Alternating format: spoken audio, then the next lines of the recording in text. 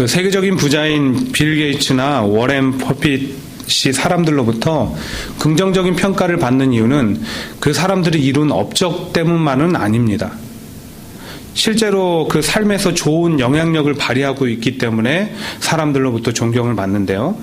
그 중에 하나가 기부 문화의 확산에 앞장서고 있다는 것입니다. 실제로 빌 게이츠는 3명의 자녀들에게 100억 원의 재산만을 주겠다고 공언했고요. 진정한 부자는 돈이 많은 것이 아니라 나눌 수 있는 마음을 가지고 있는 사람이라는 그런 말을 하여서 많은 사람들에게 감동을 주었습니다. 그런가 하면 워렌 버핏은 뛰어난 투자 실력과 기부 활동으로 흔히 오마하의 현인이라고 그렇게 불립니다. 오랜 친구 빌 게이츠 재단에 자신의 재산의 85%인 370억 달러를 기부하겠다고 밝히고요. 2007년에는 21억 달러 상당의 주식을 자선단체에 기부했습니다. 이처럼 그들은 가지면 가질수록 더 갖고 싶은 것이 사람의 마음인데 그런 원초적인 욕심을 버리고 나눔을 실천함으로 좋은 영향력을 발휘하며 살아가고 있다는 것입니다. 그런데 이런 얘기를 이렇게 듣고 있느라면 마음 한구석에서 이렇게 피어오는 안타까움을 감출 수가 없습니다. 왜냐하면 현대 교인과 그리고 또 현대 기독교가 세상 가운데 영향력을 점점 잃어가고 있기 때문에 그 단적인 예로 2007년에 그 미국 갤럽 2010년에 미국 갤럽의 조사에 의하면은 미국인들 가운데 10명 중에 7명이 현재 기독교가 사회에 아무런 영향을 미치고 있지 못하다고 그렇게 대답했습니다. 근데 미국뿐만 아닙니다. 한국 사회도 마찬가지예요. 해를 거듭할수록 조사를 하면 할수록 교회나 성직자들, 우리 그 목사님들의 그 영향력 점점 떨어지고 있습니다. 신뢰도가 떨어지고 있는 거예요. 물론 모든 교회나 성도들이 잘못된 삶을 살아간다는 말은 아닙니다. 보이지 않는 곳, 어두운 곳에서 묵묵히 빛과 소금의 역할을 감당하는 분들이 분명 계십니다. 하지만 반면에 우리가 아무런 영향력을 발휘하지 못하거나 스스로 잘하고 있다는 자만에 빠져서 오히려 좋지 않은 영향력을 사회에 끼치고 있는 분들도 계신다는 겁니다. 도대체 어디서부터 바꾸고 어디서부터 변화해야 될까요? 멀리 갈 것도 없습니다. 내가 변하고 우리 성도가 변하고 우리 교회가 변하면 되는 겁니다. 그래서 제가 오늘 말씀의 제목을 건강한 교회를 향한 비전이라고 한번 정해봤습니다. 우리가 비전 시리즈 가운데 첫 번째와 두 번째 시리즈가 개인에 관한 것이었다면 이제는 교회라는 공동체 안에서 한번 우리를 바라보고 우리가 같이 꿈꿔보자는 것입니다. 특별히 바라기는 말씀을 나눌 때 스스로 점검하여서 또 깨달음 얻어서 변화를 실천함으로 하나님의 선한 영향력을 주변에 미치는 우리 믿음의 성도들과 뉴욕 초원교회가 되기를 주의 이름으로 축복합니다. 아멘. 사도행전 3장에 보시면은 우리가 너무나 잘 알고 또 놀랍게 여기는 사건이 기록되어 있습니다. 베드로와 요한이 성전에 기도하러 올라갔다가 나면서부터 평생 안진뱅이로 살았던 그 사람을 일으킨 사건이에요. 은과 금은 내게 없거니와 내게 있는 것으로 내게 주노니 곧 나사렛 예수 그리스도의 이름으로 일어나 걸으라 이렇게 말하면서 그의 손을 잡아 일으키니까 평생을 걷지 못했고 구걸하며 살았던 그 사람이 벌떡 일어나서 걸으며 뛰며 하나님을 찬양하게 된 거예요. 이 일 때문에 많은 사람들이 막 몰려들었습니다. 너무나 놀라운 일이에요. 놀랍게 여기면서 몰려들었고 베드로는 그렇게 모인 사람들에게 너무나 자연스럽게도 주의 복음을 전하게 됩니다. 하지만 이것을 안 좋게 여겼던 이스라엘의 지도층들에 의해서 그는 고발을 당하게 되고 베드로와 요한은 당시의 최고 법정이었던 산헤드린 공회에서 재판까지 받게 되죠. 근데 너무나 우습게 여기고 재판을 딱 진행을 했는데 베드로와 요한의 모습이 예전에 뭔가 부족하고 연약했던 예수님 따라다닐 때 그런 제자들의 모습이 아니었어요. 그들은 이미 부활하신 예수님을 만났고요. 성령의 충만함을 체험을 했기 때문에 놀라운 능력을 가진, 권능을 가진 사도로 변화되어 있었습니다. 그래서 재판을 딱 해보니까 우리가 흔히 이렇게 얘기하죠. 말발에서 밀리는 거예요. 재판관들이 말발에서 밀리는 거예요. 그러니까 어쩔 수 없이 딱 풀어주면서 뭐라고 얘기하냐면 예수의 이름으로 아무에게도 말하지도 가르치지 말라. 아주 궁색한 요구만을 하고 풀어주게 됩니다. 아주 이제 놀라운 체험을 하고 당당해서 베드로와 요한이 예루살렘 교회로 돌아왔습니다. 그리고 성도들에게 그동안에 있었던 모든 일들을 전하는 거예요. 이 간증을 들은 성도들은 감동을 받아서 하나님 앞에 한 마음으로 세 가지의 기도 제목을 가지고 기도하게 됩니다. 첫째, 하나님, 우리도 하나님의 법 아래 살아갈 수 있는 담대함과 힘을 주시옵소서. 둘째, 하나님의 선한 도구로 쓰임받기를 원합니다. 세 번째, 예수 이름으로 말미암는 표적과 기사를 우리 교회와 내 삶에도 주시옵소서. 그냥 기도하지 않았어요. 간절함으로, 뜨거움으로, 한마음으로 주님 앞에 기도했습니다. 하나님께서 어떻게 하셨을까요? 그런 기도 안 들어주실까요? 기도 들어주셨습니다. 그 기도의 응답으로 예루살렘 교회에 성령 충만이라는 것을 선물로 주셨습니다. 31절이에요. 빌기를 다음에 모인 곳이 진동하더니 무리가 다 성령이 충만하여 담대히 하나님의 말씀을 전하니라. 여러 번 설명드려 아시겠지만 성령 충만이라는 것은 이례적인 사건이 아니라 내주하시는 성령님께서 그리스도인들의 삶을 온전히 지배하고 인도하는 지속적인 상태를 가리키기 때문에 어쩌면 주께서 주시는 담대함을 가지고 하나님의 법 아래 살아가길 기도했던 성도들에게 임한 성령 충만은 당연한 결과인지도 모르겠습니다. 이렇게 성령 충만을 사모하는 예루살렘 교회의 모습도 우리가 본받아야 하는 모습이지만, 그런데 성령 충만한 성도들과 교회를 통해서 드러난 그리스도의 향기와 같은 삶의 모습은 어쩌면 오늘날 교회를 향한, 그리고 우리 초원교회를 향한 꿈과 비전인지도 모르겠습니다. 우리는 그 모습을 본받아야 됩니다. 이제부터 구체적으로 성령 충만을 받은 예루살렘 교회들이 어떤 삶의 특징을 가지고 살아갔는지를 함께 살펴보겠습니다. 가장 첫 번째로 초대교회라고 불리는 예루살렘 교회 가운데는 청지기 사명이 있었습니다. 그들은 모두가 청지기 사명을 소유하고 있었다는 거예요. 심리학자들은 말하기를 인간의 삶을 이끌어가는 다양한 내면적인 요인들이 존재하는데 그 중에 하나가 소유욕이라고 했습니다. 가지고 싶은 마음. 그래서 사람들은요, 내가 가지고 있는 것을 더 갖기 위해서 살아가고요, 내가 없는 것을 갖기 위해서 노력하면서 살아간다는 거예요. 그러나 지나친 소유욕은 삶의 문제를 발생시키기도 합니다. 이는 우리 신앙생활에도 동일한데요. 복음서에 보시면 예수님과 부자 청년의 만남에 관한 기록이 이렇게 기록되어 있습니다. 하루는 재물이 많은 청년이 영생에 대한 궁금증을 가지고 예수님을 찾아왔습니다. 청년의 물음에 예수님께서는 생명에 들어가려면 계명을 지키라 말씀합니다. 그러니까 이 청년이 어떻게 했습니까? 예수님, 그런 건 걱정하지 마세요. 저는 어려서부터 잘 교육받고 계명은 잘 지키면서 살아왔습니다. 그때 예수님께서는 내 소유를 팔아 가난한 자들을 위해서 주라, 그리고 와서 나를 쫓으라 말씀하셨고, 성경은 그 청년이 재물이 많아서 근심함으로 돌아갔다고 안타까운 결말을 전하고 있습니다. 여러분, 도대체 왜 예수님께서 이 청년에게 영생의 궁금증에 대해서 얘기하시는데 재물을 팔아 나를 쫓으라 이렇게 말씀하셨을까요? 그 의도가 무엇일까? 마태복음 19장 21절을 보시면 예수님께서 청년에게 재물을 팔아 가난한 자들에게 주라고 하실 때 그렇게 말하기 전에 먼저 그래야 하는 이유를 설명해 주십니다. 뭐라고 하셨는지 아세요? 내가 온전하고자 할진대. If you want to be perfect. 내가 온전하고자 할진대. 그러니까 예수님께서는 부자 청년이 하나님을 온전히 섬기고 쫓지 못하는 이유가 그의 욕심, 소유욕에 있다고 본 것입니다. 그래서 내가 온전히 하나님의 사람이 되기를 원하느냐? 내가 온전히 나의 제자가 되기를 원하느냐? 영생의 소망을 이루기를 원하느냐? 그럼 내가 믿고 의지하는 모든 것 다 내려놓고 나만 믿고 따라라. 하지만 그는 결국 소유욕을 버리지 못했습니다. 실제로 우리 안에 소유욕을 내세움으로 얼마나 많은 경우 하나님을 따르고 교회와 이웃을 섬기는데 방해가 되는지 모릅니다. 어렵지 않게 예를 찾아볼 수가 있어요. 왜냐하면 이 소유욕은 꼭 돈에 국한된 것이 아니거든요.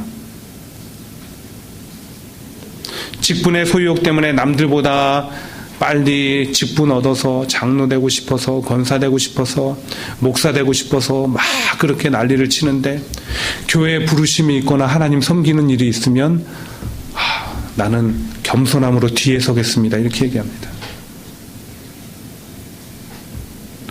재물의 소유욕 때문에 내가 먹고 내 거 사는 것 얼마를 써도 아깝지 않은데, 조금 제가 과장해서요, 주의 부르심을 위해서 물질에 헌신을 하고 헌금 드릴 때는 막 일불이 아까워요.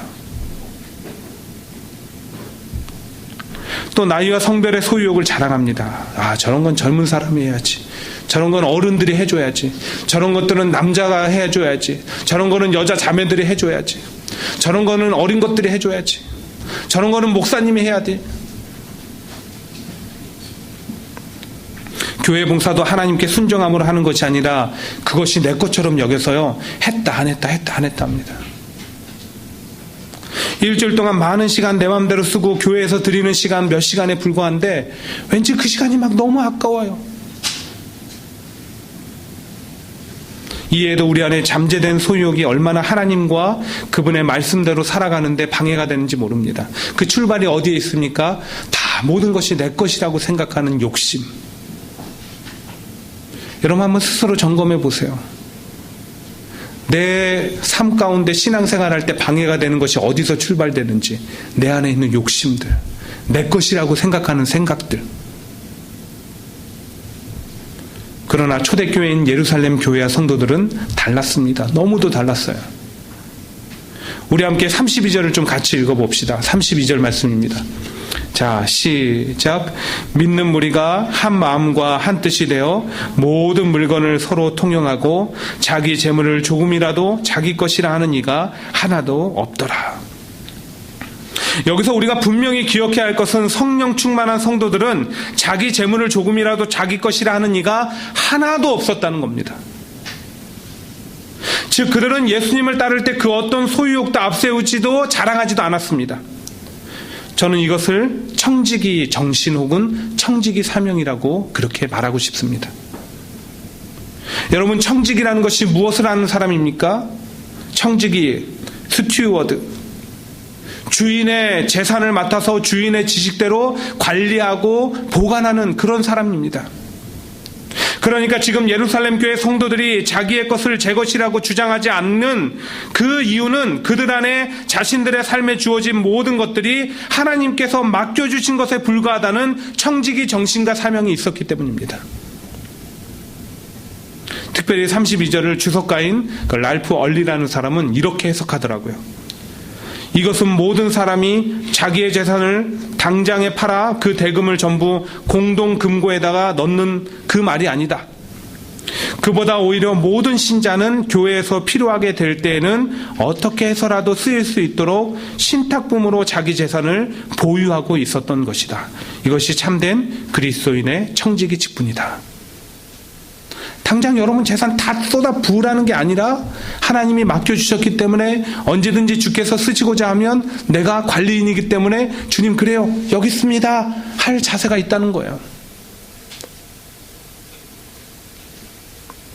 사랑하는 성도님들, 2013년을 보내고 2014년을 맞이할 때 이 말씀이 도대체 우리에게 어떤 비전이 있습니까? 무엇을 말하고 있을까요? 바로 청지기 사명을 간직하자는 것입니다. 지금 여러분들에게 있는 건강, 시간, 물질 다 여러분의 것이라고 생각하십니까? 아니에요. 여러분 그 안에서 여러분들이 지킬 수 있는 것이 무엇이 얼마만큼 된다고 생각하십니까? 내가 붙들고 있는 것이 얼마나 내가 지킬 수 있다고 생각하십니까? 전 절대 아프지 않을 거라고 생각했습니다. 근데 저도 모르게 그다지 그렇게 막 젊어서 내가 먹고 그렇게 살았던 거하고 다르게 음식을 먹는 것도 아닌데 어느새 고혈압 찾아오고 중성지방 높여지더라고요. 내가 지킬 수 있는 게 없어요.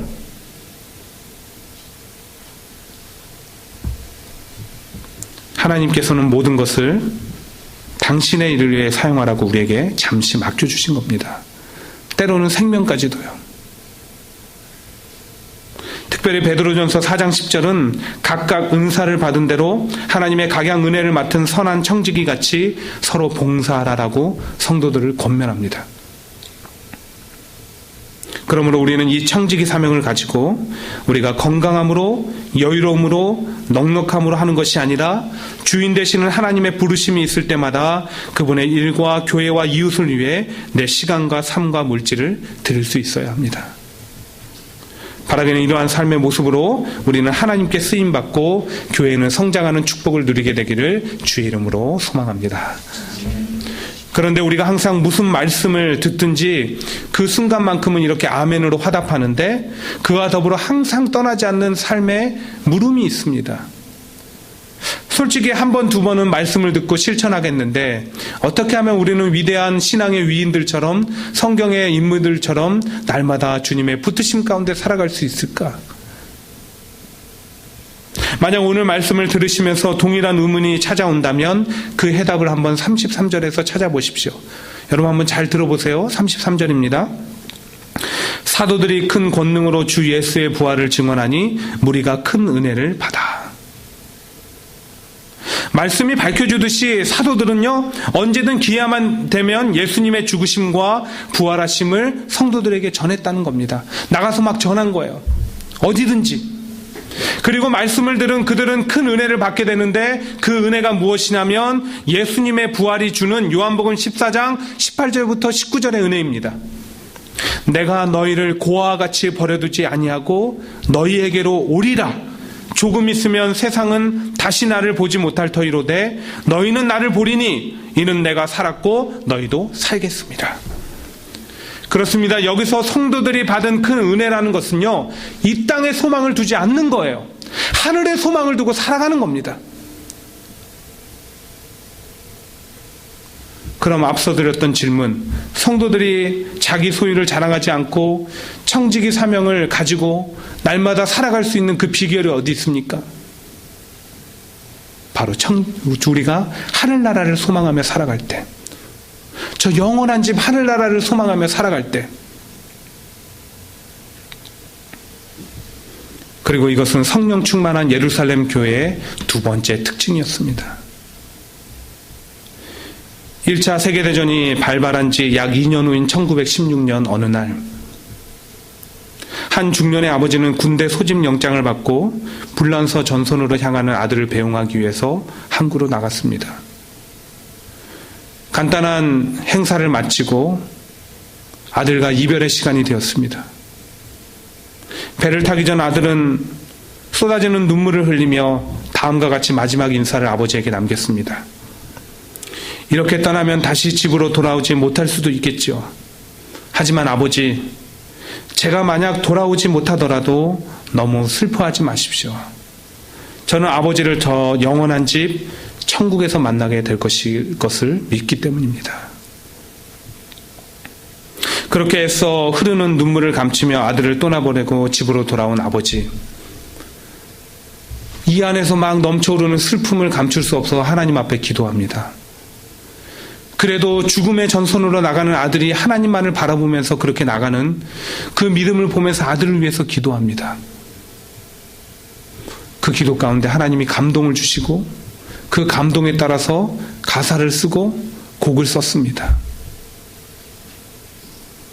잠시 세상에 내가 살면서 항상 찬송 부르다가 날이 저물어 오라 하시면 영광 중에 나오리. 이 찬양을 만든 주인공이에요. 우리 3절 한번 같이 불러볼까요? 3절이요. 보시세요. 나의 가는 길 멀고 험하며 산은 높고 골은 깊어 고난 나의 몸 쉴 곳 없어도 복된 날이 밝아오리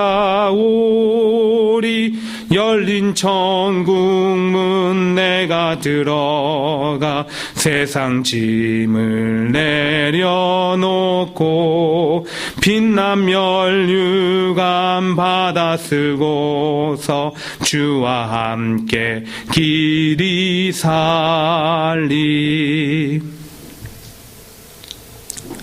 사랑하는 성도님들, 우리가 살아가노 하면 갖가지 환경에 노출됩니다. 그리고 그 가운데 원치 않은 아픔과 고통과 핍박과 차별을 경험합니다. 그래서 세상은 더 가져야 된대요. 그게 힘이라고 말합니다. 근데 우리가 세상의 법 아래 살아가는 사람이라면 그 말은 맞는 말입니다. 근데 우리는 하나님의 법 아래 살아가고 은혜의 법 아래 살아가는 그런 사람들입니다. 그 은혜의 법이란 죽을 수밖에 없는 우리를 살리신 예수님의 공로로 하늘나라의 소망 가운데 살아가는 삶의 모습입니다. 그것 때문에 예수님이 이 땅에 오셨고 우리가 그날을 지금 기다리고 있습니다. 오늘 예루살렘 교회는 그러한 하늘 소망이 가득했습니다. 34절부터 35절 말씀을 한번 보십시오. 교회 안에 신분도 계층도 그렇게 다른 각양각색의 사람들이 모였지만 공통된 게 있었는데 그 누구도 굶주리거나 차별되거나 소외되지 않았대요. 왜요? 그들은 모두 하늘나라의 소망을 가지고 은혜의 법 아래 거하는 서로가 서로를 위해서 자발적으로 기꺼이 사랑의 나눔에 동참했기 때문입니다. 여러분, 제 자신과 여러분들을 향해서 묻습니다. 우리는 도대체 무슨 소망 가운데 살아갑니까? 비록 우리가 이 땅을 살아가지만 우리의 소망을 하나님과 함께할 저 영원한 천국에 두어 주의 나라와 일과 백성들을 위해 기꺼이 우리의 삶과 재물을 나누기를 원합니다. 그래야 우리 교회도 2014년에는 예루살렘 교회와 같이 진정한 사랑의 공동체를 이뤄가게 되기를 간절히 주의 이름으로 축원드립니다. 마지막 세 번째, 성령 충만한 예루살렘 교회의 특징으로 이 모든 일에는 본이 되는 사람이 있었다는 겁니다. 본이 되는 사람이 있었다. 우리 36, 37절을 같이 읽을게요. 36, 37절입니다. 자, 천천히 읽습니다. 시작. 구브로에서 난 네이족 사람이 있으니 이름은 요셉이라. 사람들이 일컬어 바나바라 하니 그가 밭이 있음에 팔아 그 값을 가지고 사도들의 발 앞에 두니라. 여러분, 솔직히 이 두 절을 읽다 보면 궁금증이 생겨요. 별다를 게 없거든요. 지금까지 우리가 계속 나눴던 것처럼 예루살렘 교회 성도들이 다 이렇게 살았어요. 자기 재물 막 팔고 자기 집 팔고 자기 땅 팔아서 하나님 앞에 막 드린 거예요. 주의 일을 위해서, 또 가난한 성도들을 돌보기 위해서 막 드린 거예요. 근데 이 사람도 그냥 자기 밭이 있어서 그 밭을 팔아서 그 값을 사도들의 발 앞에 뒀대요. 다를 게 없잖아요. 근데 제 역할은 이게 뭐가 다른지를 설명해 드려야 되잖아요. 열심히 제가 참고 서적들을 막 찾았습니다. 근데 어떤 책에 보니까 이게 이렇게 해석이 되어 있더라고요. 이 바나바가 이렇게 드린 것은 두 가지 의미가 있대요. 하나는 본문이 밝혀주듯이 그가 믿음을 갖게 된 첫 뇌인으로서 복음에 대한 유대인이 가진 편견의 큰 벽을 허물었다는 데 의미가 있고요. 다른 하나는 그가 믿음을 갖는 것으로 멈추지 않고 자신의 소유를 팔아 공동체에 내어주는 믿음의 행위를 보였다는 데 또한 중요한 의미가 있다는 겁니다. 즉 정리하면 그는 청지기 사명과 하늘나라 소망 가운데 살아가는 예루살렘 교회의 본이 되었을 뿐만 아니라 예수님을 배척하던 유대 사회의 믿음의 본이 되었다는 겁니다. 그가 원래 내인이었기 때문에. 여러분, 예수님도 우리에게 많은 본을 보이셨어요. 그 중에 하나가 뭐냐면 마지막 최후의 만찬을 하실 때 예수님께서 갑자기 일어나 겉옷을 이렇게 벗으시고 허리에 수건을 두르시더니 제자들의 발을 다 닦으셨어요. 다 닦이고 나서 이렇게 말씀하셨습니다. 내가 주와 또는 선생이 되어 너희 발을 씻겼으니 너희도 서로 발을 씻기는 것이 옳으니라. 내가 너희에게 행한 것 같이 너희도 행하게 하려 하여 본을 보였노라. 예수님께서 분명히 밝히셨어요. 우리에게 말씀하시고 행하시고 보여주신 것은 우리가 그것을 따르게 하기 위해서 그렇게 하셨다는 겁니다. 그런데 오늘날 교회가 가진 아픔 중에 하나는 본이 되는 큰 바의 얼굴이 없다는 겁니다. 예전에 제가 클 때 보면 교회에 본받고 싶은 어른들이 있었어요. 우리나라 한국 교회 가운데 본받고 싶은 어른들이 있었습니다. 큰 바의 얼굴들이 있었어요. 근데 제가 지금 목회하고 청소년 사역할 때 딱히 누구를 제시할 예가 없어요. 오히려 제가 날마다 안타깝고 마음 졸이는 것이 무엇이냐면 우리 교회 성도들과 우리 아이들이 저 교계의 어려운 그 어두운 소식들, 교회에 분쟁하는 모습들, 목사님과 혹은 중직자들이 비리를 저지르는 모습들 듣지 않고 보지 않았으면 좋겠다.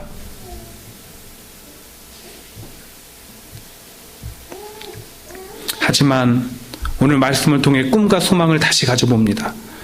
제 자신부터 예수님의 참된 제자가 되어서 교회를 잘 섬기고 여러분들 잘 섬겼으면 좋겠습니다.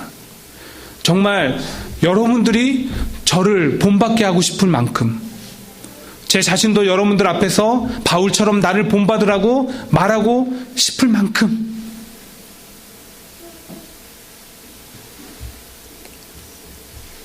또한 성도님들이 그렇게 살아갔으면 좋겠습니다. 여러분, 시청관 교육이 중요하다, 보고 배우는 것이 많다라며 정작 본이 되지 못하는 부모, 리더, 교사, 직분자, 성도가 아니라 모든 일에 먼저 본이 되기를 원합니다. 오늘 예루살렘 교회와 같이 청지기 사명과 하늘나라 소망을 소유한 본이 되기를 원합니다. 그래야 우리 교회에 속한 모든 분들이 예수님이 가신 길을 따라가므로 우리의 자녀와 이웃들이 그 길을 따라오는 진정한 삶의 축복 가운데 살아가시기를 간절히 소망합니다. 시간이 많이 지났지만 말씀을 마무리하면서요, 제가 한 가지 얘기만 더 할게요. 제가 너무나 존경하는 목사님 교회에 가끔 들어가서 제가 이런저런 영상을 보기도 합니다. 설교 말씀 듣기도 하는데 제가 최근에 본 한 가지 영상이 있어요. 그 영상에 보면은 이렇게 말끔하게 교복을 차려입은 중고등학생들이 약간은 어설픈 듯 하지만 정성을 다해서 클래식 악기들로 이렇게 특주를 하는 그런 영상이었습니다. 근데 그 영상이 다 끝나고 목사님이 나오시더니 그 아이들을 소개하는 거예요. 이 아이들은 다 하나같이 소년, 소녀 가장이거나 극빈자의 자녀들입니다. 그래서 이 아이들은 평생 스스로 이 악기를 구입할 수 없을 뿐만 아니라 만져보기조차 힘듭니다. 그러나 지난 1년 동안 교회가 교회의 재정으로 악기를 사서 아이들에게 주고 교회의 성도들이 달란트를 가진 성도들이 발렌티어로 섬겨서 아이들이 이제 특주를 할 만큼 성장했습니다. 그걸 보는데 눈물이 나는 거예요. 그러면서 제 마음속에 꿈과 소망이 생기더라고요. 우리 초원교회가 그런 역할을 하면 얼마나 좋을까. 그냥 우리끼리 모여가지고 예배 잠깐 드리는 걸로 만족하는 게 아니라 정말 이 땅에서 그리스도의 선한 영향력을 발휘하는, 내가 가진 무언가로 막 하나님을 섬길 수 있는, 그래서 아무도 바라보지 않고 소외된 사람들을 하나님의 시선으로 바라보고 섬길 수 있다면, 오늘 그 첫걸음을 떼고자 예루살렘 교회의 모습과 성도들의 삶의 특징들을 함께 살펴보았습니다. 바로 청지기 사명과 하늘나라의 소망과 삶의 본이 되는 세 가지의 모습입니다. 그러나 우리가 이 모든 것들에 앞서 반드시 기억할 것은 예루살렘 교회와 성도들은 억지로 하지 않았다는 겁니다. 그들은 성령 충만 받았고요, 성령의 지배하심 가운데 자연스럽게 삶이 그렇게 따라갔습니다. 우리가 먼저 추구해야 되는 것이 무엇일까요? 성령 충만한 삶, 성령의 지배 아래 가운데 살아가기 원하는 마음. 그래서 할 수만 있으면 우리 주님 만나러 삶의 경건한 삶을 살아가기 위해서 노력하고요, 교회에 어떤 모임이 있으면 우리 주님 만나는 시간이구나, 그 간절한 마음으로 나와서 내 가운데 막 정말 성령의 충만함이 넘쳐났으면 좋겠습니다. 여러분 가운데 다 성령이 들어가 있거든요. 예수님을 주로 구주로 영접하고 고백하는 순간 성령이 다 있거든요. 근데 이게 막 불처럼 타 올라야 되는 거예요. 그럼 불처럼 타 오려면 이렇게 불을 막 던져둘 때 바라 먹어야죠.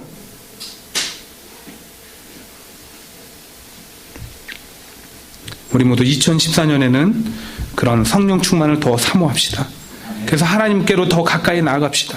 그리고 그분의 이끄신 가운데 이 세 가지 비전 실천함으로 날마다 하나님의 영향력과 그리스도의 향기를 내는 가정과 교회와 삶이 되기를 주의 이름으로 축복합니다. 아멘.